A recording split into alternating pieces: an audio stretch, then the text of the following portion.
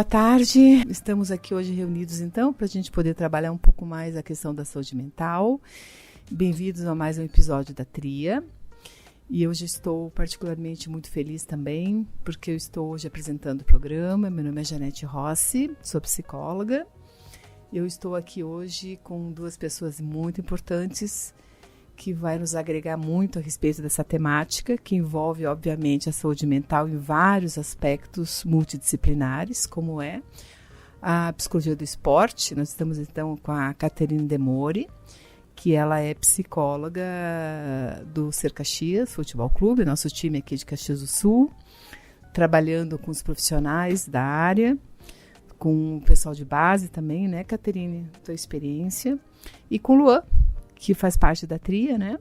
E que nós vamos poder conversar e debater a respeito de uma temática que é extremamente interessante, que é a psicologia do esporte, e que é, às vezes, uma área da psicologia não tão contemplada a nível acadêmico. A gente sabe muito que o academicismo, a psicologia como formadora de psicólogos, às vezes, não digo negligencia, mas fica um pouco de lado o trabalho feito e o olhar sobre a psicologia do esporte, né?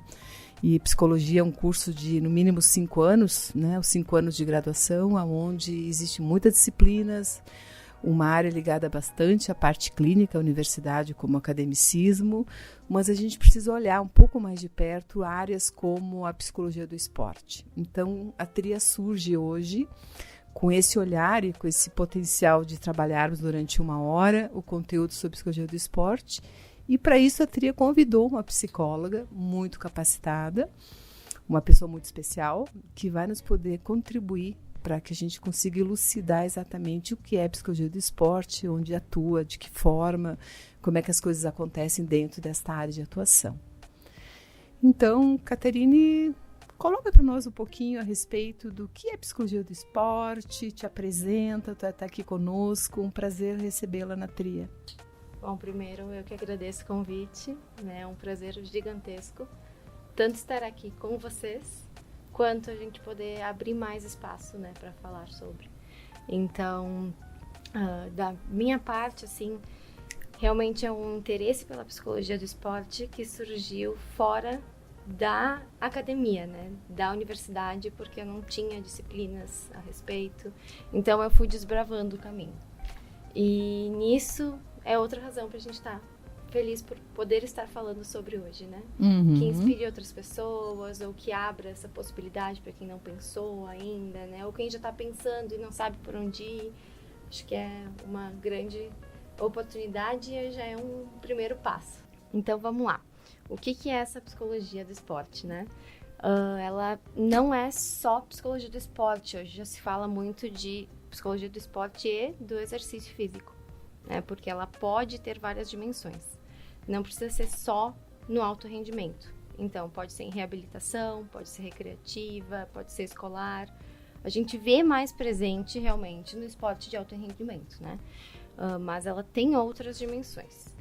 E também a gente pensa muitas vezes que é uma área recente, né? Ela foi reconhecida como uma sub-área em 2001. Mas os primeiros estudos já são lá de 1890, assim, já tem livro publicado de 1930. No Brasil começou ali na década de 50, né, na Copa de 58. Teve um profissional acompanhando a seleção brasileira. Então, é uma caminhada que já é mais longa, sim, né? Ainda está engatinhando, sim.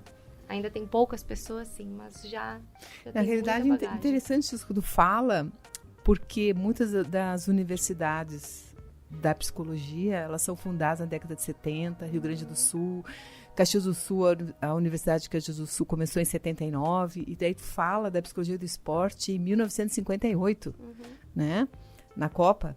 Então, há coisas que surgem antes até mesmo do que o científico consagra, né, o que o academicismo contempla. Interessante esse dado que tu nos traz, muito interessante.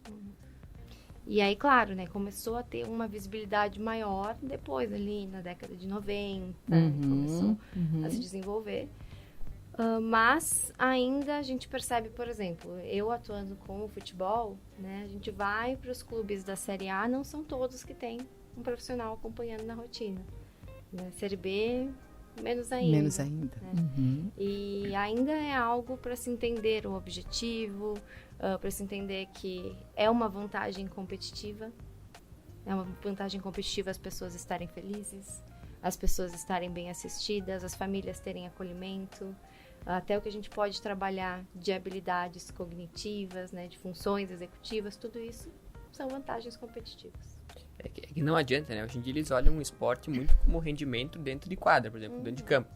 Só que, para quem vive no meio, sabe que o que menos importa, sim, é o talento, mas a cabeça da pessoa, porque não adianta ela pode ser a melhor jogadora do mundo. Se ela entra em campo, ela fica nervosa por alguma questão, ela não vai conseguir jogar todo o potencial que ela tem, né? Exato. Isso em qualquer área, né? Se a gente for para pensar, né? Porque a gente tem também outras áreas da psicologia que são bastante, às vezes, não contempladas, como a psicologia hospitalar, por exemplo. Como a psicologia hospitalar também necessitaria de um psicólogo em vários atendimentos, inclusive com os familiares das pessoas que estão hospitalizadas. E a psicologia do esporte não seria diferente. Tu fala em reabilitação, psicologia atuando na reabilitação, na recreação, né? Fundamental isso. Tem uma questão, pessoal, até um tempo atrás que eu tive que fazer um trabalho justamente para as crianças que jogavam bola ali no Juventude. E se a gente for para pensar, essencialmente falando do ser humano, ele não nasceu para competir e se matar uns com os outros. Porque tu pega uma criança, assim, quando ela é pura, ela não tem tanto esse espírito de competitividade que nem a gente tem hoje em dia. E a questão é que conforme a gente cresce, a nossa sociedade influencia a gente a competir por prêmios ilusórios, né? Por dinheiro, como ganhar além de tudo. Só que isso não é natural pra gente. E isso gera um peso enorme nas pessoas que competem muitas vezes. Minha pergunta é como é que tu acha que as pessoas lidam com essa questão da competição hoje em dia? E o que isso interfere pra própria vida delas, assim, no geral? Aí é um tema bem amplo, né? Mas vamos tentar sintetizar um pouquinho. No esporte, tu precisa ter a competitividade, né? Se tu não for competitivo, tu acaba te anulando, né? Tu acaba olhando pro adversário com uma... sempre precisa existir o respeito, né? Mas é com uma questão de tu não ter aquele objetivo final de eu respeito ele, eu respeito a construção dele, mas eu tenho o meu objetivo final. Então, a competição precisa existir. Só que, numa sociedade contemporânea que a gente está, né, a competição, ela é muito no imediato, né, no resultado com pressa, no conquistar logo, né, no ter o resultado. Então, pela psicologia do esporte, a gente tenta trabalhar todos os atletas, né, no meu caso atletas, a entenderem que é o desempenho que a gente tem que focar, não o resultado. Porque quando a gente foca no desempenho, a gente não olha para a competição como o outro. A gente olha para o processo comigo mesmo. É comigo mesmo, com a minha equipe, com a minha comissão. E aí a gente começa a alinhar essas questões de, tudo bem, precisa existir a competitividade, né? Mas de que forma eu lido com isso, também sem transformar o espaço do esporte só numa vazão de agressividade. Sim. Que legal. Eu acho que tu fala uma coisa interessante que eu sempre me pergunto e eu sempre contextualizo assim, esse esporte que eu estou assistindo na televisão está sendo uma competição ou está sendo realmente uma disputa? Porque aí eu acho que existe uma diferença entre a competição e a disputa. A competição foca no desempenho, aquela coisa da competitividade saudável, e a disputa foca no resultado. Então, eu vou disputar de qualquer maneira, de qualquer jeito, ultrapassando barreiras onde eu não deveria, passando em cima do outro, porque eu estou disputando e eu preciso ganhar. Na competição, tu vê um jogo limpo, tu vê o desempenho fantástico do jogador ou do atleta, desempenhando o melhor que ele pode, tentando, então, sim, através do desempenho, chegar a um resultado positivo. Eu acho que aí a gente consegue entender qual é a diferença entre competição e disputa, né? E também respeitar o esporte como esse espaço educativo, né? Tu pode ensinar tanta coisa. Uma criança que cresce, né, participando de algum time de futebol, time de vôlei, né, uma equipe de judô. Quais são os valores que tu aprende nesse processo? Respeitando o outro que não é só o meu adversário no sentido de disputa, mas alguém que está competindo por um desempenho que quem naquele momento tiver melhor desempenho simplesmente ganha. Exatamente. E é por isso que cada vez mais, até voltando para o nosso debate da psicologia no esporte, é importante porque Digo isso por experiência própria. Por exemplo, quando eu era pequenininho, tipo 6, 7 anos, futebol era a minha vida, tá? Eu amava jogar futebol, 24 horas por dia, tu me desse uma bola, eu ficava chutando na parede. E entrei cedo para as escolinhas do Ju, assim. E os primeiros 5 anos, assim, maravilha. Quando começou a entrar a competição, que eles começaram a separar o pessoal, isso começou a tirar o amor pelo esporte pra mim. Até o ponto de eu adoecer, quase morri por causa disso. Não só por causa disso, mas o que me tirou esse ânimo pelo esporte, pelo amor, pela vida. Porque assim, pessoal, eu gosto, esse programa aqui, quem assiste sabe que eu falo isso quase todo o programa, né? Mas é assim, a nossa vida, por mais que a gente tenha acostumado com ela pode acabar a qualquer momento. A gente pode amanhã não acordar e acabou tudo. Qual é o sentido verdadeiro das coisas, né? Porque assim, eu acho muito importante quando a gente fala de competição consigo mesmo. De eu me superar, eu superar minha técnica. Nessa competição ali é 100% saudável. Só que o que a gente é influenciado a se matar pelas coisas, né? A se matar dentro do esporte. E isso eu acho que mata não só o amor pelo esporte, mas o amor pela própria vida. Porque se é uma disputa, nós somos irmãos, todos nós. Todos nós, por mais as diferenças que a gente faça pela classe social, pela cor, a gente é todos nós somos iguais. A nossa luz é igual a todo mundo. Então, se a gente não se olha assim dessa forma, isso mata o encantamento pela vida num geral, né? Não sei se vocês concordam com isso. Eu digo porque aconteceu comigo. E eu vou usar o trecho que a gente estava falando antes de começar, né? De um dos livros aqui que eu trouxe.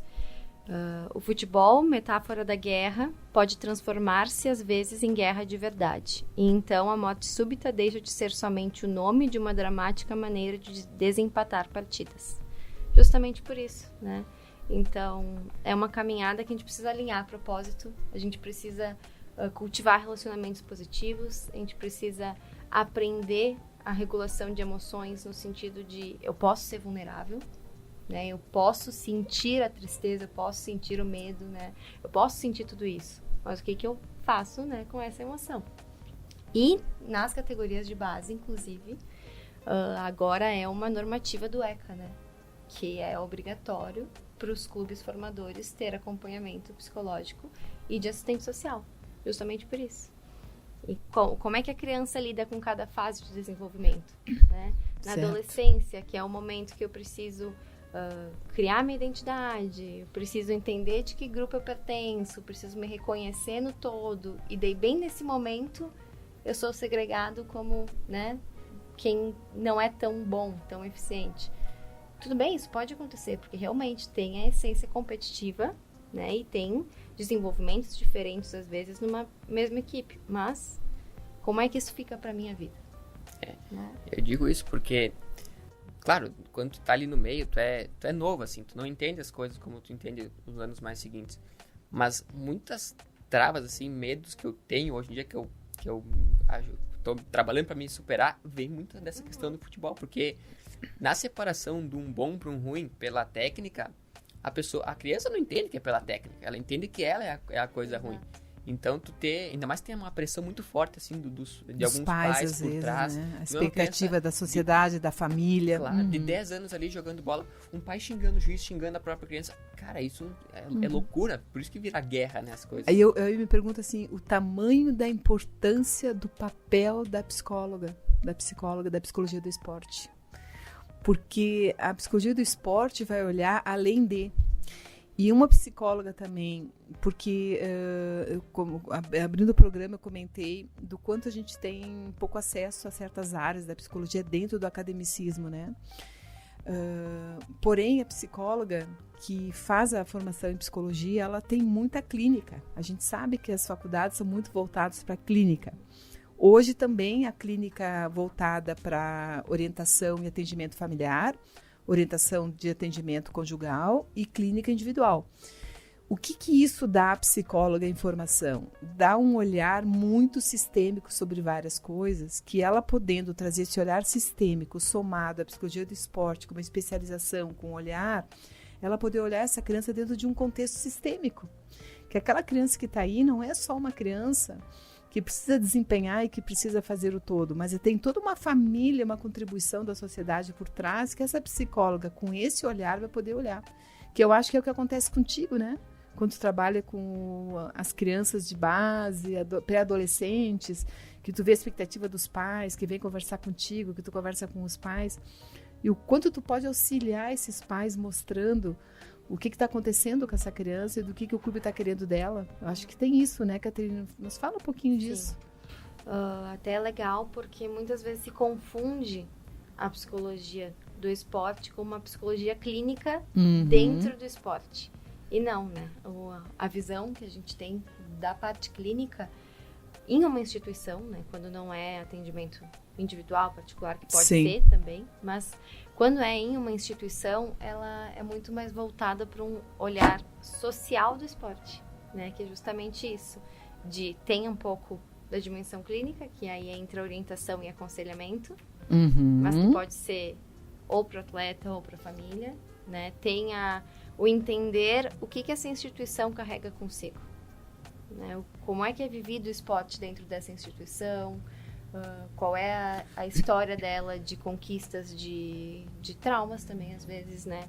De momentos mais delicados, de momentos inspiradores, tudo isso, né? Tem a parte também de um contato com comissão técnica. Então, o que a gente pode também trabalhar com a comissão técnica, o que a gente pode levar da nossa visão, para que eles entendam, às vezes, alguns comportamentos, né, do atleta, ou até, quando a gente fala das crianças, né, tem esse atravessamento com os comportamentos dos pais, né? Tem os pais mais presentes, tem os pais mais ausentes, tem os pais que querem entender o que está acontecendo, se seu filho tem chances, né, de se tornar um grande jogador. E essa é uma questão que eu queria te perguntar, que a gente percebe até na clínica, né? Quando, por exemplo, se trabalha com psicologia infantil, já mudou muito isso hoje, né? Eu tenho 40 anos de formada e eu me lembro quando eu me formei na década de 80, o olhar era sobre a psicologia, né? E hoje o olhar sobre a saúde mental mudou muito também. Mas isso é uma questão interessante porque se contemplava muito o atendimento individual na década de 80. Então, assim, os pais traziam a criança e o psicólogo trabalhava a criança e não mexia muito com a estrutura de família. Até porque as formações de família começaram a aparecer no Brasil na metade da década de 90. Então, eu fico pensando assim, que a gente tem ainda alguns resquícios, né, de uma época ainda de uma psicologia que está ainda começando a nível de Brasil, década de 70, 80, muito no individualismo, na psicologia individual. E aí eu fico pensando, tô falando nisso, como é que fica a psicologia do esporte precisando trabalhar as estruturas de poder dentro de um time? Como é que a psicóloga esportiva chega dentro de uma estrutura técnica, né, de governantes, de pessoas que trabalham na técnica, pessoas inclusive multidisciplinares que estão trabalhando com aquele time e pessoas da direção do próprio time, pessoas, o presidente do time, o técnico, né, que são figuras de poder, né, figuras instituídas tanto quanto diretores e gestores de uma empresa ou mesmo diretores de um hospital, onde os psicólogos às vezes têm dificuldade de chegar nessa estrutura de poder, né? Ah, mas o teu cliente é o pacientezinho, o teu cliente é a criança, o teu cliente é o jogador, não precisa mexer conosco, né? Deve ser um trabalho interessante tu ter que mexer também com essas estruturas, né? Como é que é isso na psicologia? É legal, assim, na verdade, porque até, vamos lá, né? Eu trouxe um combo de referências. Se a gente pega essa aqui, interdisciplinaridade na psicologia do esporte. Né? A gente consegue andar se a gente tiver diálogo entre todas as partes. E isso também é uma das coisas muito ricas, né? Porque todo mundo acaba aprendendo uns com os outros. Então, tem coisas que eu acabo aprendendo sobre o processo de recuperação ouvindo fisioterapeuta, né? Coisas sobre a preparação, ouvindo e vendo o trabalho do preparador físico, né? Então, é isso que faz as coisas terem um espaço, né, para todos. É a gente ter uma comunicação, a gente conseguir, cada um respeitando também, né, o que é do conhecimento do outro que a gente não sabe, né, mas ter esse olhar do todo e a gente ir dialogando. E por que tem tantas poucas psicólogas do esporte contratadas em clubes? Aí é um pouco do preconceito, né? Porque não falta o fisioterapeuta, né, Luan? Não falta o médico do esporte, não falta o massagista. Tu fala em uma equipe multidisciplinar e eu já não consigo mais olhar essa equipe sem a figura do psicólogo, que trabalha diretamente com a saúde mental. Então, assim, eu entendo do massagista, eu entendo o fisioterapeuta, eu entendo o médico do esporte, eu entendo a comissão técnica, eu entendo o todo estratégico para se ganhar um jogo. Mas eu não entendo onde é que fica a saúde mental, onde o jogador é um todo sistêmico, é um todo integrado entre mente, corpo e espírito. Onde é que fica tudo isso? Porque a gente começa a pensar, e eu começo a pensar assim, quais são os times que eu conheço, e não digo só dentro do futebol, a gente tem o vôlei, tem o basquete. Quantos times a nível de Brasil, né, contratam um psicólogo, investem na saúde mental e priorizam? Pode até sair o fulano, mas a nossa psicóloga tem que ficar o nosso psicólogo. E tu começa a relacionar os times e eu começo a dizer, aquele time tem psicólogo? Não. E aquele outro? Eu fico muito feliz que o Ser Caxias aqui, o nosso time da região, que tem toda uma história, inclusive de premiações, esteja investindo na psicologia, porque eu acho que ele está no caminho muito correto e o importante realmente assim não são nem os resultados, é todo esse desempenho que vem vindo que em algum momento já está dando muitos resultados. Mas como é que tu vê assim o não investimento, inclusive financeiro, para a contratação de um psicólogo? Às vezes é por falta de conhecimento, mas não por não se ter acesso, por não se ter muito interesse em compreender, né? Eu já ouvi entrevista, por exemplo, de profissionais, né, dos núcleos de futebol, falando, não, a gente não tem profissional da área porque não tem nenhuma situação agora emergencial, assim. Mas se o atleta precisar, a gente encaminha para um atendimento particular. E, gente, um dos professores das formações que eu faço, né, que eu vou buscando as formações, claro, enquanto não fiz ainda meu mestrado, que eu pretendo fazer, mas estou fazendo outras formações, e ele sempre fala, o esporte, ele tem que ser vivido na prática, e ele brinca assim, a gente tem que sentir o cheiro do sabonete do vestiário.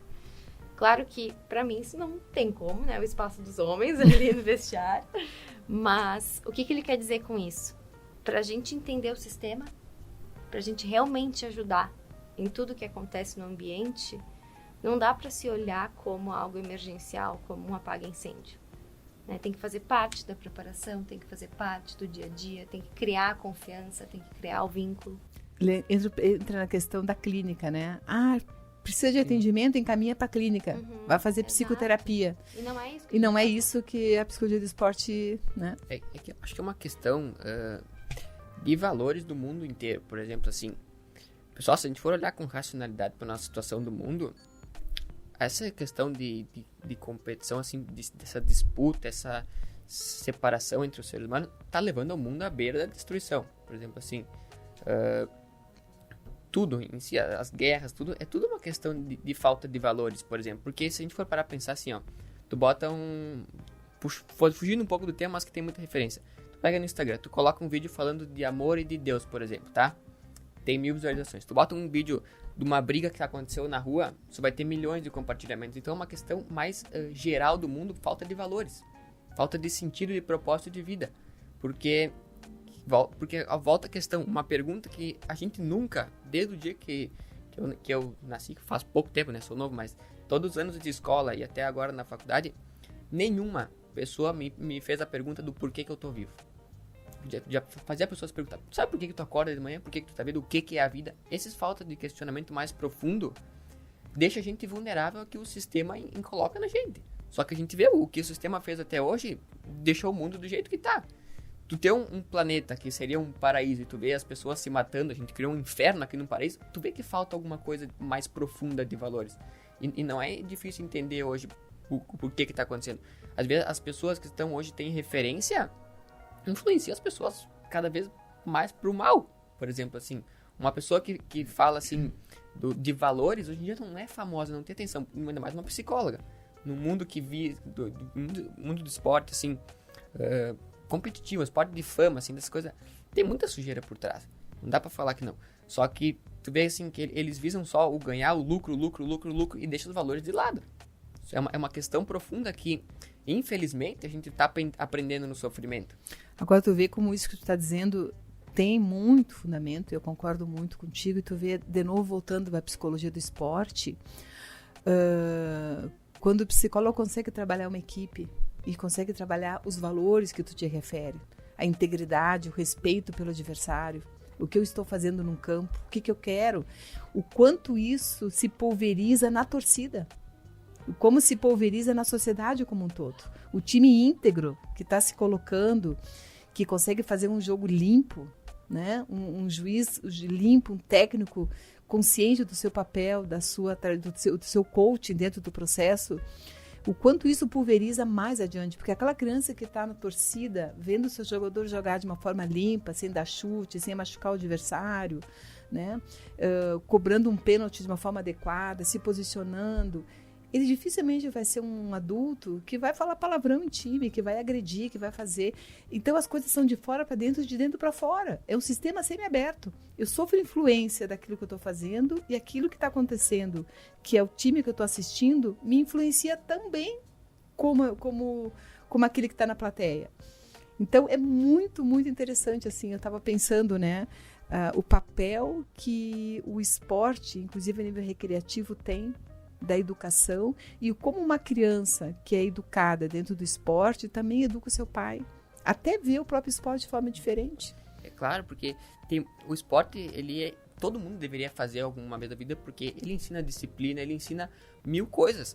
Só que se a gente se perder no caminho, nessa questão bonita do esporte, a gente estraga uma geração de pessoas, porque a criança que está lá, não é só aquele momento. Porque essa criança vai ser pai um dia, que vai educar, então é uma geração inteira que tu influencia, né? A tal da herança transgeracional, né? A gente tem uma influência em cada ato que a gente faz do muito dia. grande. Tem que se pensar muito mais, porque a gente não tá pensando o que a gente faz durante o dia. Só que isso, por consciente ou inconsciente, tu tá plantando coisa pro teu futuro. Então, se a gente começar a sofrer cada vez mais no futuro, o planeta tá sofrendo, não adianta a gente reclamar. A gente plantou isso, então agora temos que plantar melhor, né? E começar a repensar. E isso que dói para as pessoas, para pensar no que importa. Porque tu estava falando, eu estava pensando assim, até no papel importantíssimo da Caterine, né? Tava pensando agora, por que às vezes eu não consigo assistir na televisão os pronunciamentos do técnico depois de um jogo? Ou os jornalistas de esporte falando sobre o tal do jogo, ou assistir aquelas barbaridades das arenas, que se torna uma arena aberta, como os gladiadores, né, às vezes, né? E eu fico pensando na fala, e aí vem toda a defesa, assim, às vezes o técnico falando do seu time, por que nós perdemos, por que nós ganhamos, não sei o quê, ou mesmo as pessoas criticando a torcida, que foi agressiva, que chamou o jogador não sei do quê. Eu não assisto as psicólogas do esporte se pronunciando ou conversando dentro de um espaço onde elas poderiam, inclusive, conversar com a própria plateia, com a própria torcida organizada do time. Por que está acontecendo que essa torcida organizada está tão agressiva? Ao ponto, às vezes, de cometer graves infrações durante um jogo que o próprio time é punido de não poder jogar dentro do seu próprio estádio. Né? O que acontece por trás? O que está acontecendo com essa arena em céu aberto? Né? Como seria interessantíssimo, né, os jornalistas, o técnico chamarem a psicóloga e a psicóloga poder conversar com a própria torcida. E aí, na verdade, a gente vai para uma questão mais estrutural, né, que vale a gente pensar muito, que difere os esportes entre si. Né? Primeira coisa, esportes individuais e esportes coletivos, né? Já tem uma abordagem diferente, uma representação diferente. O individual não me coloca também em contato muitas vezes com o adversário. Se eu vou pegar, por exemplo, natação, né? É eu na minha raia, o meu adversário na dele, cada um na sua, né? Mas tudo bem, vamos para as lutas, né? Aí sim, é confronto direto. Mas os esportes coletivos, eles já têm essa questão ofensiva naturalmente, né? Porque tu tá lá, teu time... Inclusive entre si mesmo, né? O coletivo entre os próprios jogadores. Sim, se a gente vai por uma linha de não estamos com uma coesão legal no grupo. Né? Que se a gente tá com uma coesão legal, a gente entende que todo mundo tá tentando fazer a sua parte. E ficando no seu papel, do zagueiro, do centroavante. Faz parte, né? A gente não vai acertar 100% das vezes. Mas o futebol no Brasil, ele tem uma representação simbólica muito forte, que tem associação, a gente fala, né, que é uma caixa de ressonância social. Então, vamos lá. Se a gente vai pegar pela questão racial, foi o primeiro espaço onde as pessoas negras foram reconhecidas e valorizadas. Então a gente tem história dos primeiros jogadores negros no Brasil, eles tinham que passar pó de arroz na cara para jogar, porque não aceitavam. E aí quando chegou Leônidas, né, chegou Pelé, chegou todo esse pessoal, e assim, eles que estão defendendo nossa bandeira e botando o Brasil em foco para o mundo inteiro, isso foi uma questão de essa é a nossa identidade, né?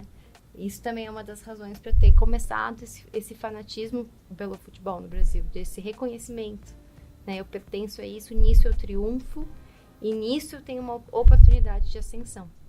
Então isso é uma das razões que leva a essa vivência tão intensa.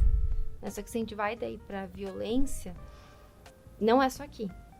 A violência é uma coisa que a gente já viu muito na Inglaterra, muito na Inglaterra, só que acabou se naturalizando como uma parte estrutural do futebol, justamente porque assim, como envolve muita emoção,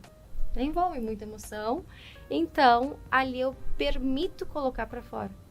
Mas se eu relaciono com o que eu comentei antes, né, do significado, também eu coloco ali minhas expectativas.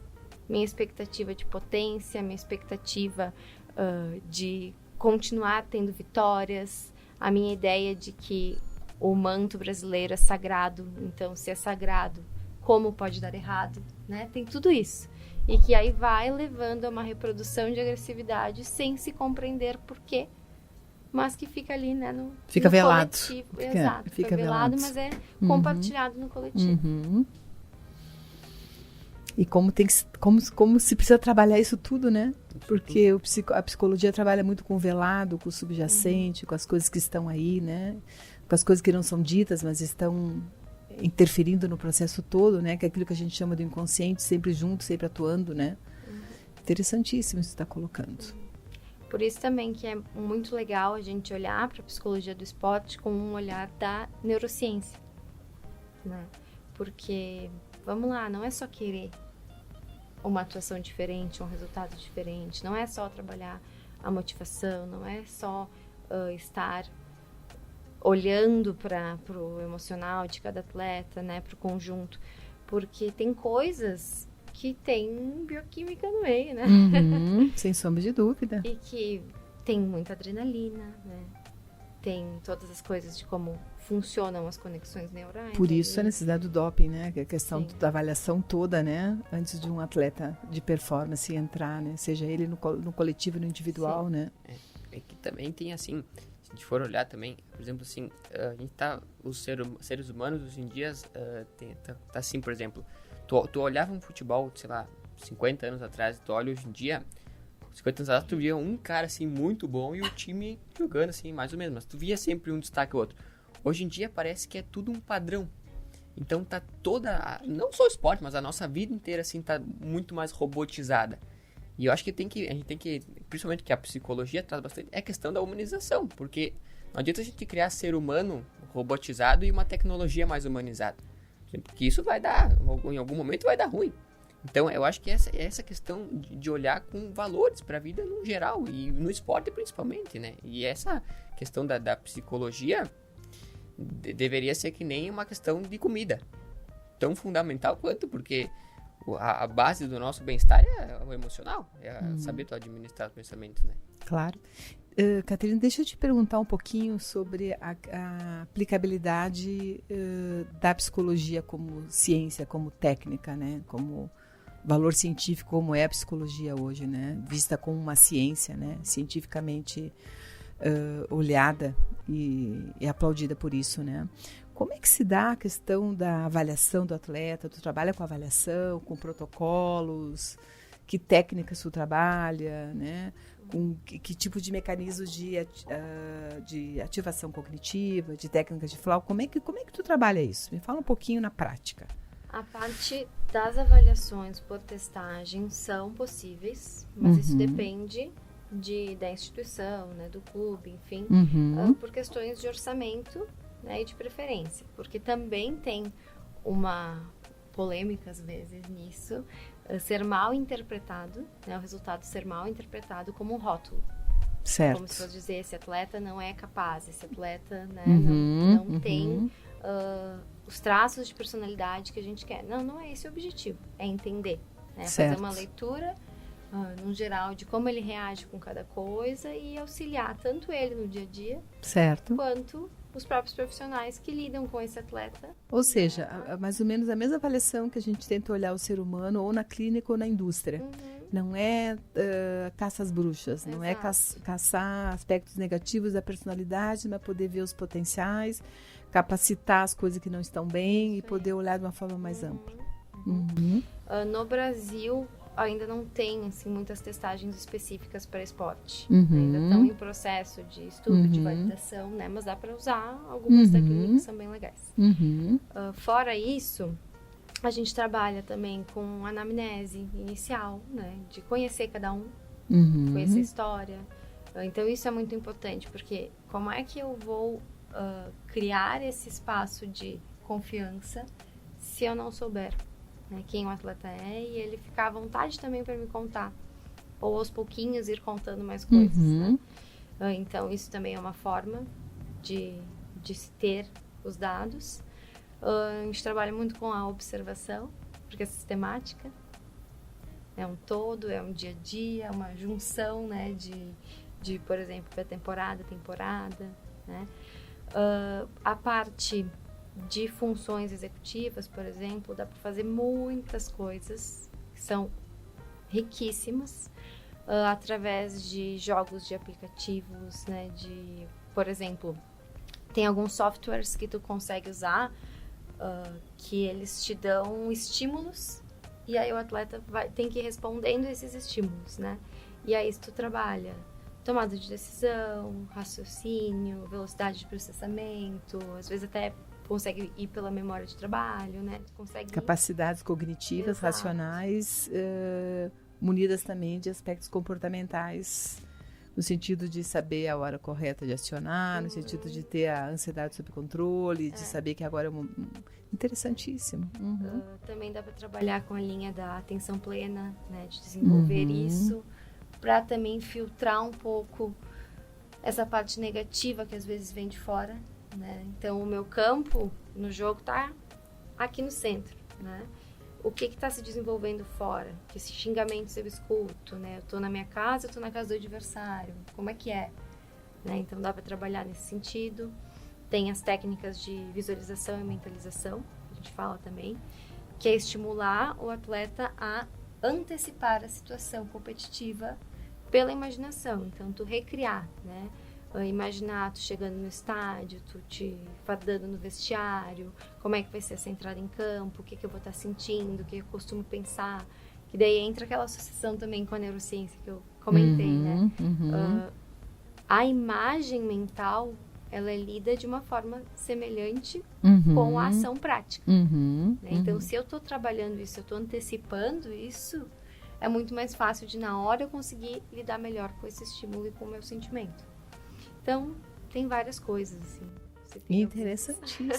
Interessantíssimo. Né? Que eu tenho certeza que quem está nos escutando e acompanhando o que a gente está trabalhando de manhã está surpreso com algumas colocações que tu tem feito, porque essas questões elas não são de senso comum, não aparece. A gente não tem muitas reportagens, muitos materiais, ou até mesmo a própria mídia trazendo para nós exatamente o que é feito dentro de uma psicologia do esporte, né? O que será que faz essa psicóloga? Conversa com os atletas quando estão com algum problema emocional. Não é nada disso, né? A psicoterapia é feita fora, é feito numa clínica por um profissional psicoterapeuta. A psicologia do esporte não é isso.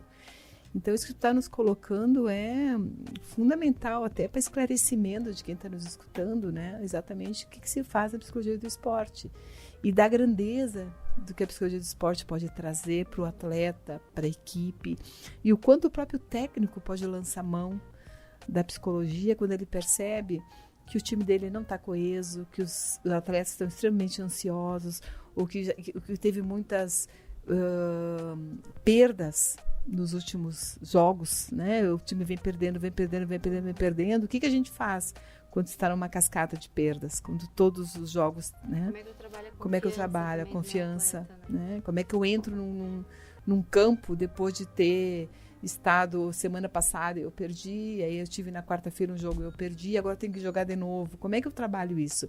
Isso eu retorno depois de uma lesão. Exatamente. E isso é feito pela psicologia, pela psicóloga do esporte, que é fantástico, né? Muito interessante tudo isso. E claro que eu tô comentando com vocês várias opções de caminhos que a gente pode ir, né? Isso depende também, cada esporte é único, né? A gente tem que entender esse esporte, a representação social desse esporte, nesse lugar, né? A gente tem que também entender que algumas questões vão ficar mais confortáveis em alguns lugares, em outros não, né? Cada grupo é um grupo. Claro. Então, se tu pega no Brasil, tudo isso que eu tô comentando com vocês é um unânime de possibilidades, né? Mas o que cada clube faz, o que cada equipe, né? Vamos lá, uma equipe de lutas faz, pode ser bem diferente. Claro. Né? Então, contextual. Muito interessante mesmo, muito interessante. E como é que se dá, por exemplo, a gente tem muito na psicologia clínica. A clínica é a referência porque é o que mais as universidades focam, né? Psicologia clínica, né? O que eu percebo é que dentro da psicologia clínica a gente tem muita questão assim, supervisão, né? Se dá muita supervisão.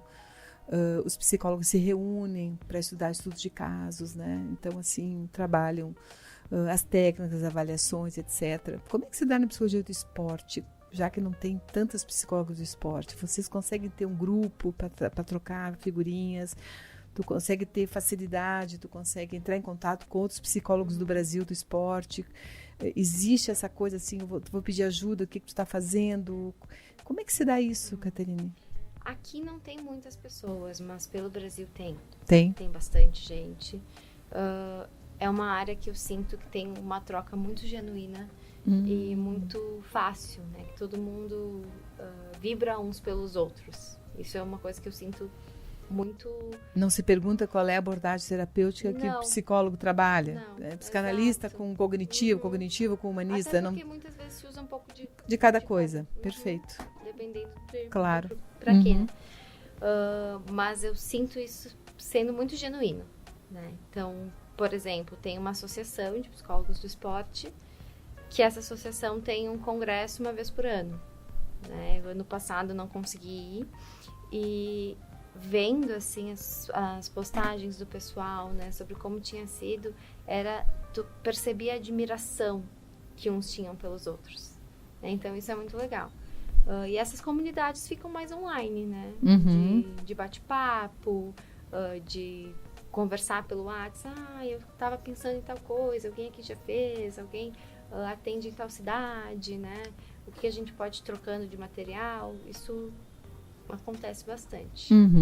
Mas mais Brasil afora, e né? tem até uma curiosidade, e tem até uma curiosidade de mim, assim, existe algum estado que contemple muito a psicologia do esporte, que vários times naquele estado têm psicólogo?